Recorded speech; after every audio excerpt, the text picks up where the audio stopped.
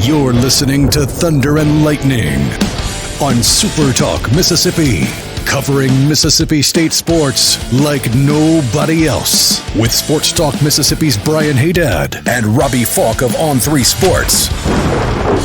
Now get ready for Thunder and Lightning. This is Thunder and Lightning here on SuperTalk Mississippi. Brian Hadad and Robbie Faulk here with you on a Friday morning. Thanks for joining us here at supertalk.fm or wherever it is that you get podcasts from. We appreciate you guys out there, our great listeners, especially our servicemen and women out there taking care of us.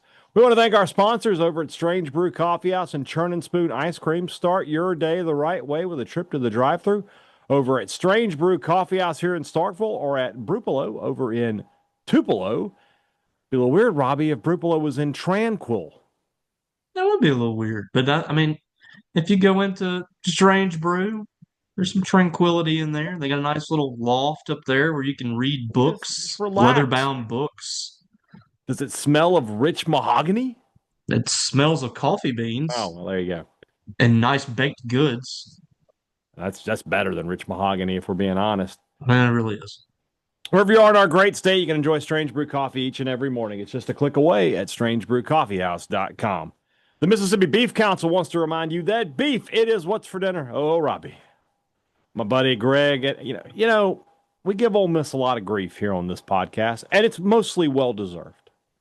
But there are some nice people in Oxford, and my friend Greg Jones at LB Meats is one of them because he gave me, didn't charge me for a couple of beautiful prime tri-tips yesterday. So those are going to go on the grill this weekend. Very excited about that.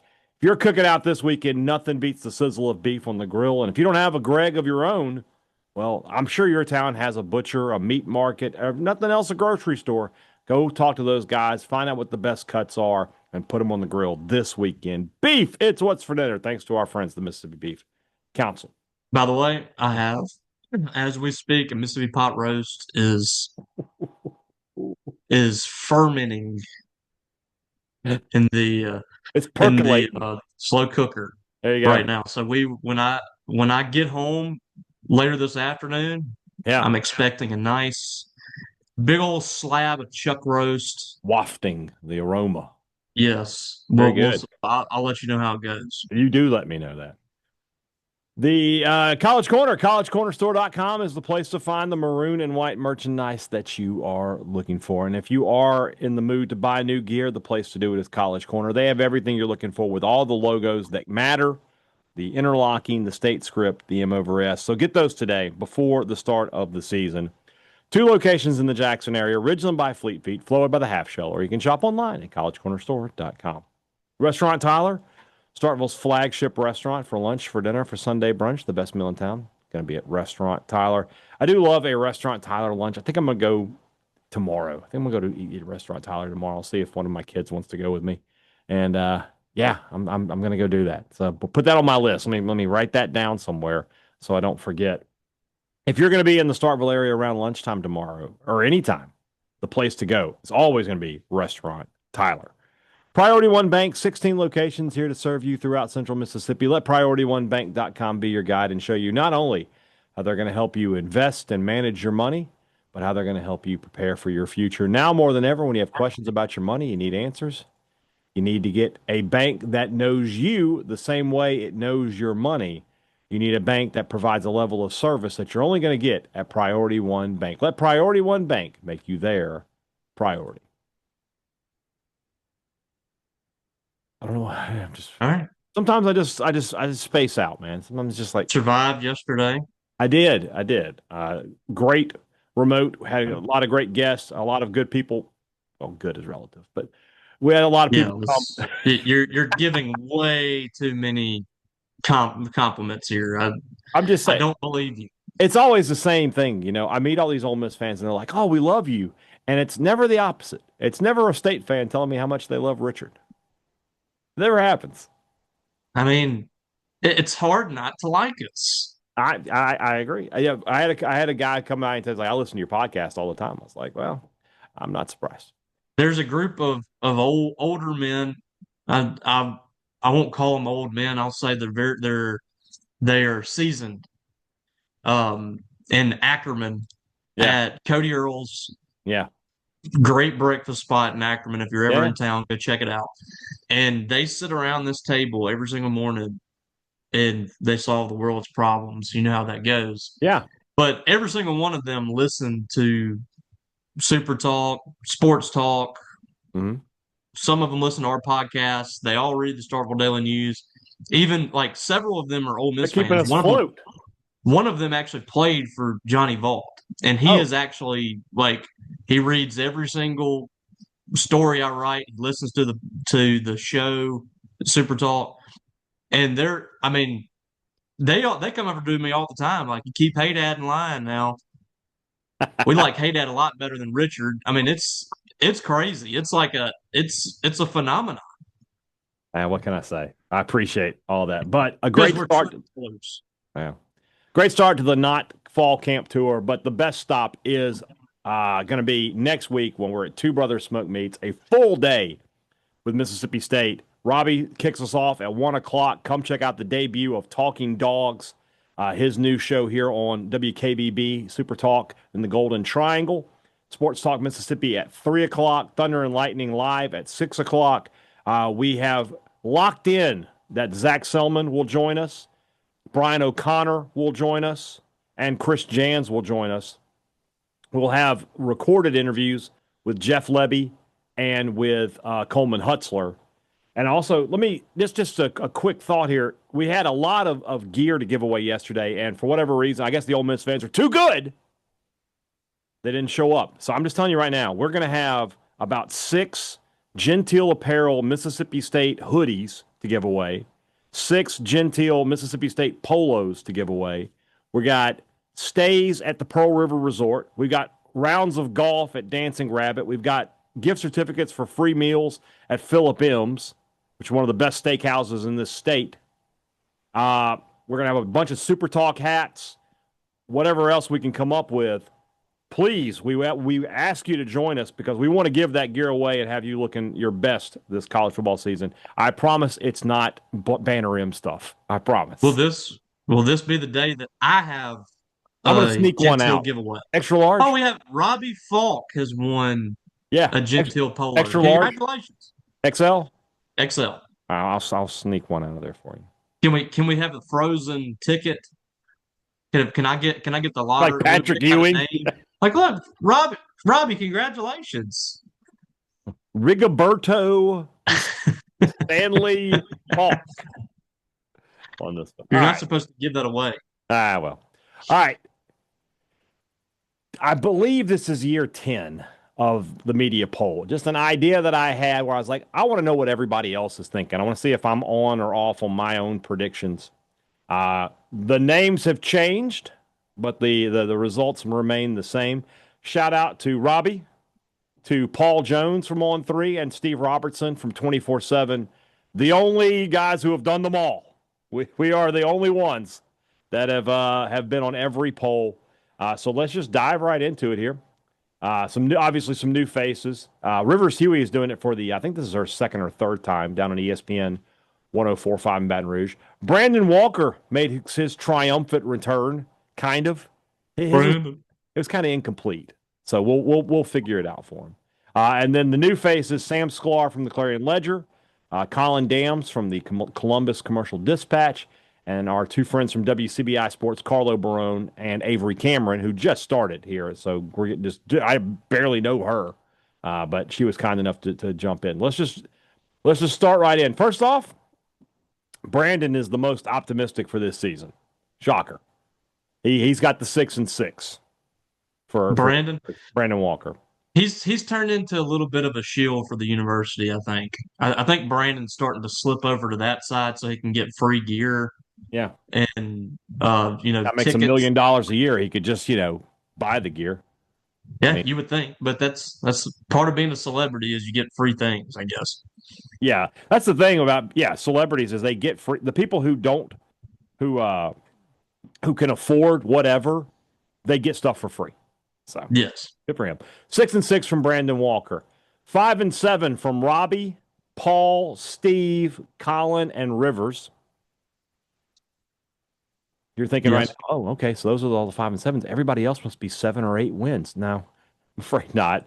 Myself, Sam Sklar, and the two WCBI guys and gals, Carlo and Avery, are all 4-8 on this one. Yeah, I think that's a possibility. I I think just if looked they at can it. find a way to 5. I looked at it in terms of this. State will be the less talented team in at least 8 games, probably closer to 9. So I just talent is what wins in college football more than anything else. So I just had some thoughts on that. All right. Was State, my next question was, does Mississippi State finish better than 8th in the SEC in total offense? The only no's were Colin and Avery Cameron from WCBI. Everybody else is a yes. Brandon Walker was a hell yes. Oh, nice. So then the next question. Excitement in the air for Brandon. So the thing I've been saying over the past few months is if this team can be top half in offense and better than 12th in defense, that's a bowl team. So if you said yes to both, I think you should be picking them to win 6 games. If you said no to both, there's no way, right? So the yeses for better than 12th in the SEC in total defense are Robbie, Paul, and that's it. On 3, holding up that this defense is going to be much improved this year. Myself, yes. Steve, Sam, Colin, Rivers, Carlo, and Avery are all no's, with Brandon Walker being a well, maybe not. I guess that counts. It counts as a no, I think. One thing I found interesting for me is, so, myself, so you look at the people who are not predicting bowl games, right? Myself, you said yes to both, and so did Paul. If this team does both, you don't think they can find a 6th win? I think they can, but I don't know. That's just that's one more game. I think they could still be ahead and might lose a game too. I just say if this team is like 8th or 7th in total offense and they're 10th or 11th in total defense, they got to be 6 wins. I would absolutely think that. That's just my thing. So it is tough. It's absolutely tough. Yeah. Another one that I found kind of interesting is Colin, who got State to 5 wins despite saying no to both. Yeah, that's going to be tough. That feels like it would be very tough. If they're going to be, 10th in total offense and 13th in defense, that's going to be tough. That's kind of where they were last year. Yeah, that's going to be tough to get to 5. Yeah, there were 6. The problem is 13th would be a huge step forward defensively. It really wouldn't be that bad, but 10th offensively would be a disappointment, I think. That would be a situation where I would be disappointed more in the offense, where I would be looking at this point, like your offense, Jeff Lebby is the offensive guru. He's been pretty much top 25 nationally offensively every year minus last year. Like if it's year 2 and you're not making a pretty sizable jump, you got your quarterback back, all that, that's disappointing. That your offense is supposed to be what you're selling here with Jeff Lebby, so they should be making a pretty big jump here. Yeah. Let's look at my next question. Other than Isaac Smith, who is Mississippi State's most likely All-SEC player? As you might can guess, Devon Booth was the most popular answer here. Devon Booth was the answer for myself, for Robbie, for Paul, for Sam, for Colin, and for Rivers. But we did have some other choices. Steve went with an offensive lineman. He went with Albert Reese. I think that's a very interesting pick. Reese has a chance at that guard position to be good. I will say that. And he's a veteran. That's a bit of a dark horse pick, but I don't mind it. Brandon Walker went with Brennan Thompson. Now that's an interesting selection. That's a very interesting one. I could see that happening. I can see Evans jumping in the mix. That's the thing. I was thinking more like Evans. If you wanted to pick a receiver, you almost have to pick the slot guy. And with Thompson being one of those outside positions, I don't know if he's going to get the numbers to be an All-SEC guy. But he could be, a guy who has great yards per catch. So could make him an interesting pick. Carlo also went with a running back, but he went with Fluff Bothwell.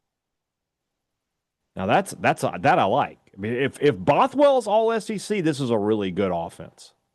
Yeah. And then and that's a guy that he didn't even start last year, and he led the Sun Belt in rushing touchdowns. And I don't think he started a single game. So him not being ahead of Davon Booth doesn't necessarily mean he might not put up some big numbers. And you know how people do, like when they do these all SEC teams, if he's a guy that's like Mississippi State's short yardage guy and he's putting up a bunch of touchdowns, he's kind of cleaning up drives, people are going to recognize that. I could easily see that. The last person, Avery Cameron, this was the most interesting one to me. She went with Kelly Jones.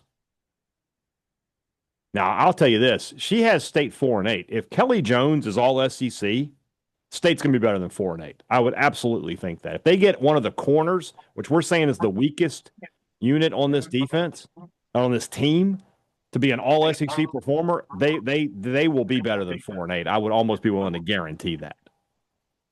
Yeah. So some interesting choices in there. All right. My next question, as you know, Robbie, last year, one of the biggest issues for State was pass rush. They could not get to the quarterback. We think this year they're going to be better at that. So that was my question. Who is State's leading sack man, and how many do they have? We got a number of choices here. Brandon Jennings was the top choice. Brandon was the pick for Sam. I also asked how many sacks will your person have. So Brandon Jennings, he gave him 6. Colin Dams picked him with 5. Carlo Barone picks him with 5. Avery Cameron picks him, but only with 2 sacks. So she thinks that pass rush is still going to be an issue for this Bulldog team. If 2 sacks, that would be very really disappointing. Bad. But I mean, that plays into her prediction of 4-8, though, that she's saying that this team is going to struggle to get to the quarterback. So, she came in straight negative right off the bat. I mean, she's been here for 2 weeks, and the negativity has been pumped into her veins. She's a Georgia girl, so I think maybe she might actually have seen us play and been like, she probably has. She's probably been listening to Thunder and Lightning a few times. She did her research. There you go. Yeah. I went with Zachary Tillman with 5 sacks, and Steve Robertson also went with Zachary 5.5, and as did Rivers Huey. She went with Zachary Tillman with 4 sacks. Robbie is very high on this team. It's a pass rush because he went with Red Hibbler at 7.5 sacks. That would be a great number. If State gets a guy with 7.5 sacks, he would have an opportunity to be an all-SEC guy, I think. And then I was intrigued by maybe I'm being way too optimistic about Red Hibbler, but I just I look at his production at everywhere he's been, and when he's on the field, he is after the quarterback. And I just feel like if he gets enough opportunity, that's kind of just been his thing. He's been pass rush specialist. I think he's got a chance to have a good season. So yeah. I would tell you, if he has 7.5 sacks, again, I think you've got State 5-7. 2 of the things you have predicted here, 6 being top 8 in offense, top 12 in defense, and a guy with 7.5 sacks. If that happens, I think they would be better than 5-7. I really do. Yeah. And then the only other person who was picked, Paul Jones, went with Isaac Smith, which I found very interesting. We've talked so much about this increased role at linebacker for him. He has him with 6.5 sacks. He would easily be first team all SEC because if he has 6.5 sacks and he's playing more linebacker, he's probably around 100, 110 tackles. That for sure would be an all SEC selection. Of course, my question was other than Isaac Smith. So it makes sense. That's a very it's a good. There's some good choices in there. Brandon Walker didn't pick anybody. Why even participate? At this point, it's more like satire for him. Like he can't work clean anymore. It's like everything's got to be a joke. He just picked and chose what answers he was going to have here. Correct. There's another one of those coming. Who's going to lead the team in sacks? Not available. Not available. Just. He actually put question marks. He didn't know. He did not know. That's actually might not be a bad answer for a team that just had 10 sacks last year. No, you're not wrong. It's kind of funny that you're right on that. But is there anybody that could be that guy that nobody picked? Tillman, Jennings, Hibbler, Smith. Or is there anybody we're leaving out? Could it be? Could Malik Silla be on there? That's a good name. Yeah. I think Malik Silla could have an impact for State. I think Yeah. he's very similar to me, like body style to Donterry Russell, with this that tall, like lean build. He can bend. Mhm. I think he can get around the tackles. I'm like he's kind of like Red Hibbler. Like if you give him some extended time, I think he could do some things for you. He could be a third down specialist. That could be a guy that ends up making some noise on the sack total. Yeah, that's a good pick, Robbie. The other two questions are the ones that I always ask on this poll. What game are you predicting State to win that they are most likely to lose? What game are you predicting State to lose that they are most likely to win? So, as you can guess, a lot of variance in the answers. I went with Arkansas, as did Steve Robertson and Avery Cameron. I think State will beat Arkansas. I have State 4-8, losing to Arizona State, but beating Arkansas. So winning the other three non-conference games, but beating Arkansas. Robbie went with Arizona State, as did Carlo Barone. So Robbie thinks that State will drop that first home game of the year. Oh, I'm sorry. No, you're predicting them to win. My bad. So you think State will be 2-0? Okay, Robbie. I'm really starting to take some issue with your predictions here. You got State beating Arizona State, but they can't find a sixth win. Pick State to win 5 games. Like, what do you? I'm just saying, if you think what are you upset about? If you think State's going to be a top half offense, a better than 12th defense, have a guy with 7.5 sacks, and they're beating Arizona State, they're going to win 6. You should have just pulled the trigger.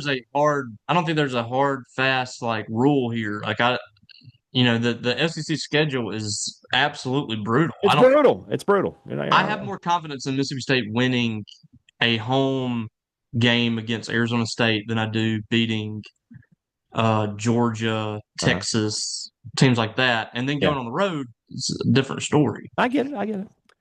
Paul went with Southern Mississippi. Oof.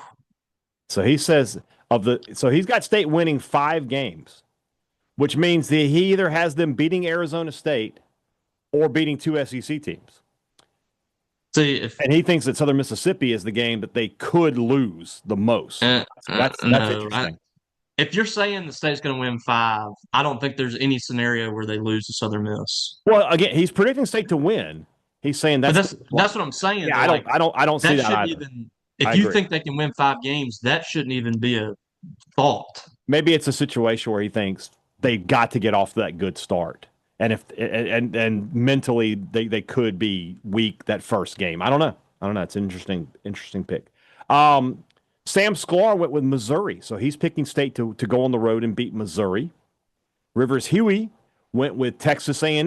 So that's a very interesting pick. He thinks that State will go to College Station and get a win there.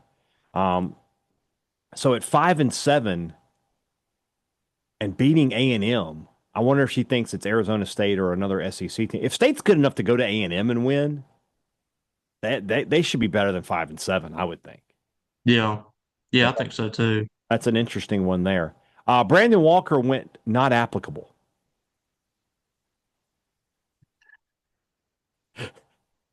Is he just doing this to screw up our entire show? I think so. But it's funny at this point. All right.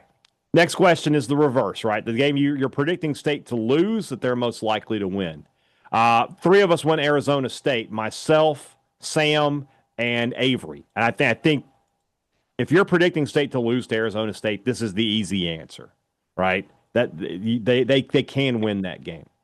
Robbie went with Missouri. So talk us through that. Why do you like State's chances in that game? I just think if you look at the SEC schedule, I think it's the more winnable game. I couldn't come up with another game that I thought, State would. I still think that they can beat Arkansas in my scenario. Yeah. So Missouri was the next team that I think State's going to lose to that I think they could win. Okay.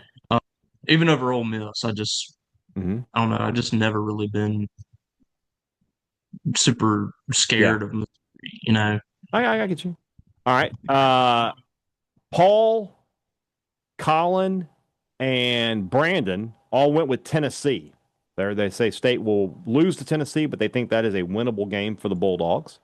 Uh, Steve and Rivers both went with Ole Miss.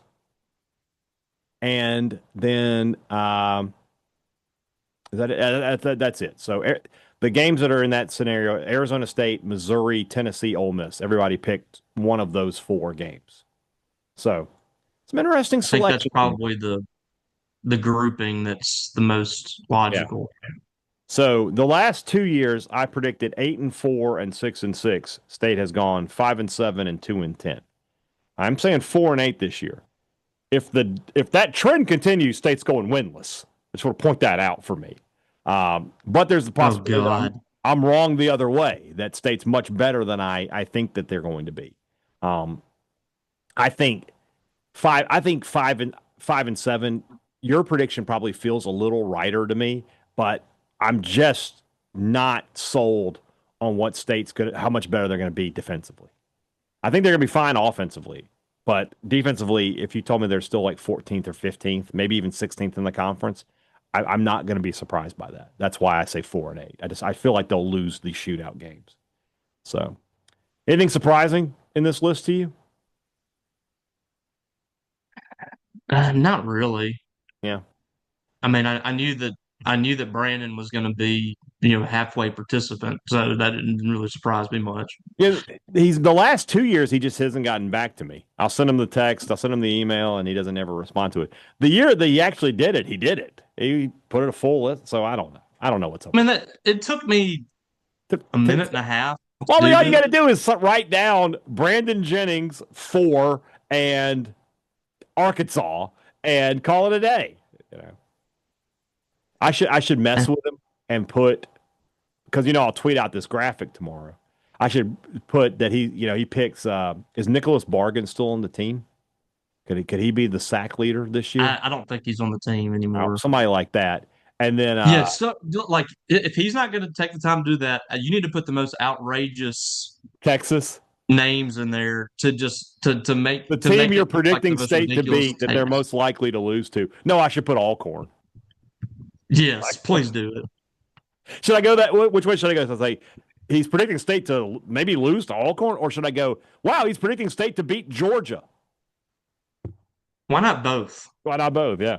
There's like the Georgia and Alcorn on there. Yeah. I couldn't decide. I put them both, Georgia and Alcorn. Yeah.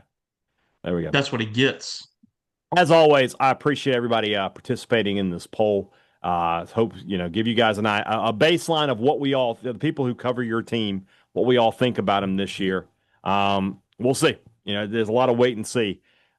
My prediction will completely flip if State goes down to Hattiesburg and wins like 41-10, something like that. I'm gonna be like, all right, they can win 6. Just to see that would change my perspective on this team a great deal. But at the same time, they could win it very close or lose, and I would be like, well, maybe I was a little optimistic with 4. So I think a lot of people were just kind of sitting around and waiting. They're waiting. To see, because again, like we don't get to see enough of this team to have a whole lot of confidence in what they're doing. So it's going to take seeing them on the field against somebody else. That's just kind of where you're at right now. There you go. Let's move into the second part of the show. That's brought to you by our friends over at Two Brothers Smoked Meats in the heart of the Cotton District, the place to find the smoked Southern soul food that you are looking for, and the older brother, the home of the fancy sandwich. We were just talking about it. We will be at Two Brothers in just a few days, August the 13th. The Not Fall Camp Tour presented by Pearl River Resort will be live at Two Brothers, as will Talking Dogs, the debut episode for Robbie Faulk's new show here on SuperTalk. So don't miss that. Come out and see us. We'll have great gear to give away. And, of course, you can order some fantastic food, have a cold beverage. Take a half day of work. You deserve it. I'm just telling you. So be there at Two Brothers on the 13th for the Not Fall Camp Tour, or just be at Two Brothers whenever you want because the food is awesome.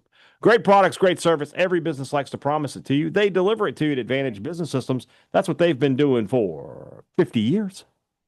Yeah, brother.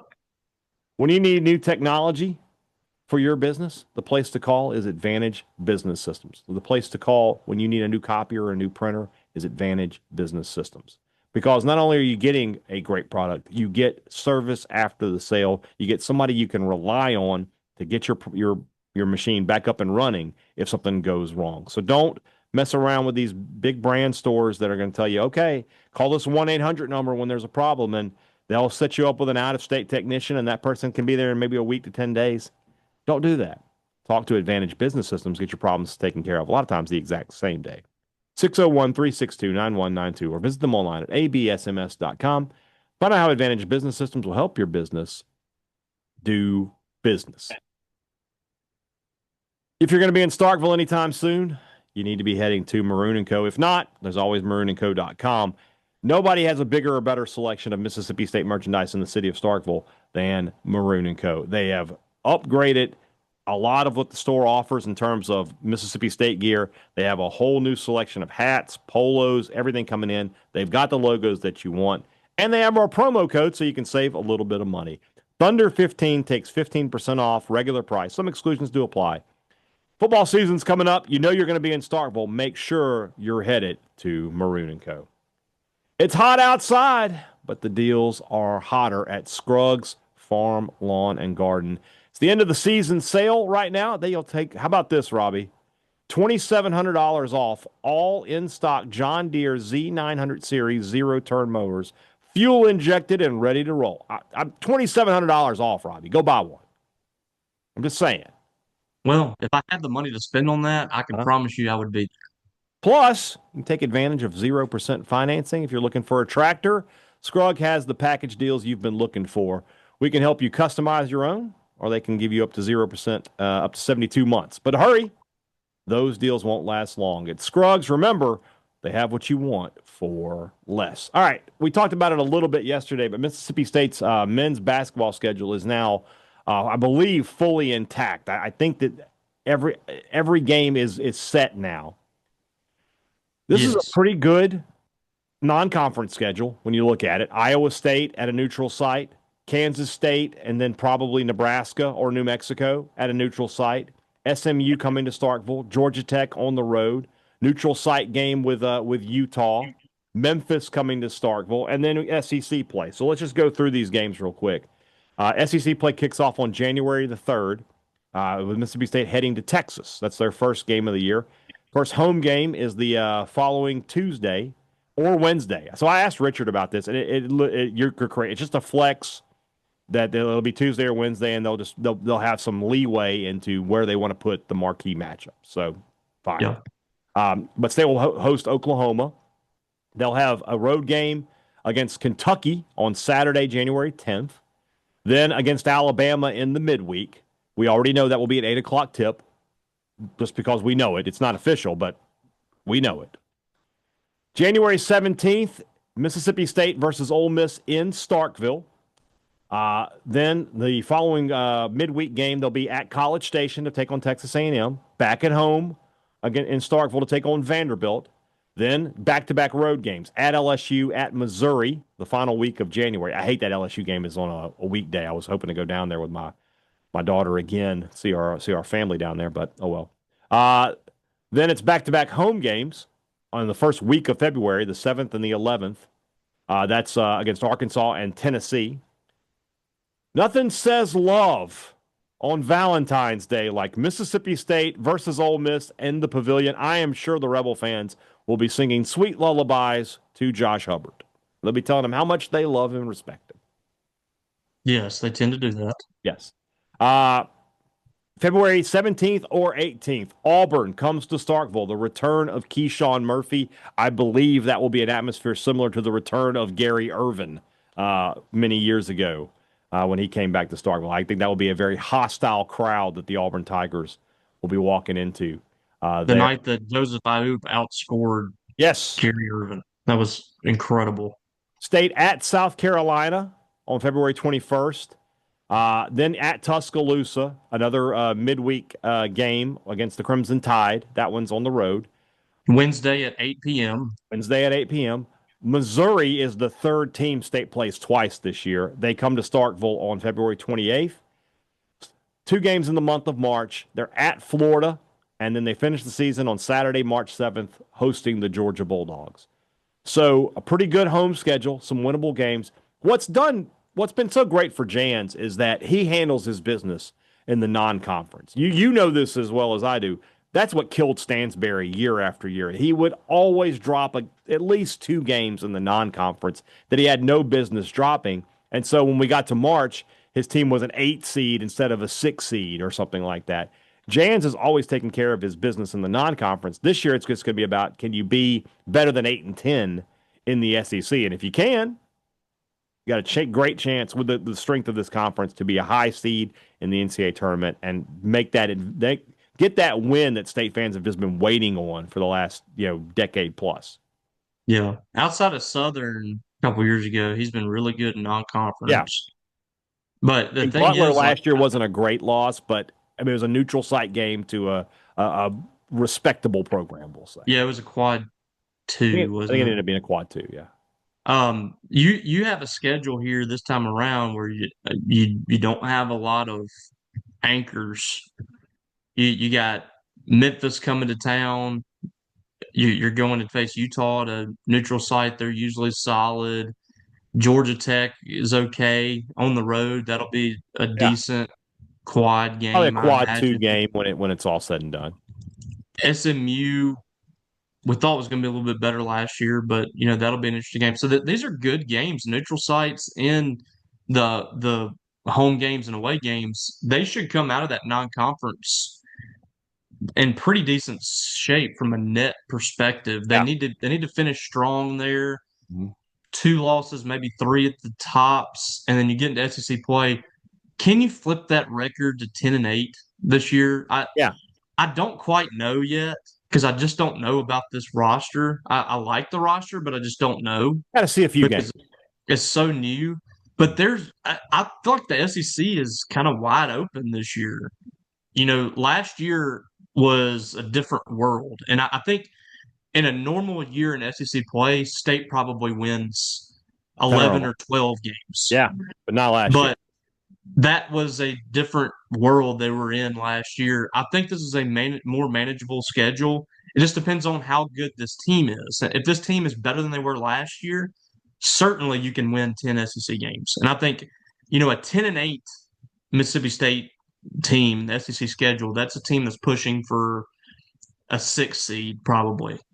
And that's kind of where State needs to get. They need to get out of that 8-9 range and start digging deeper a little bit and to have a more favorable matchup in game 1 of the NCAA tournament.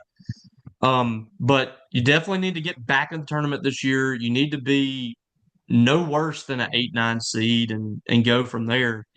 But I like this SEC schedule. I don't think that every SEC schedule at this point is going to be tough, but I don't think that it's just an absolute gauntlet of a schedule. I think there's winnable games in here.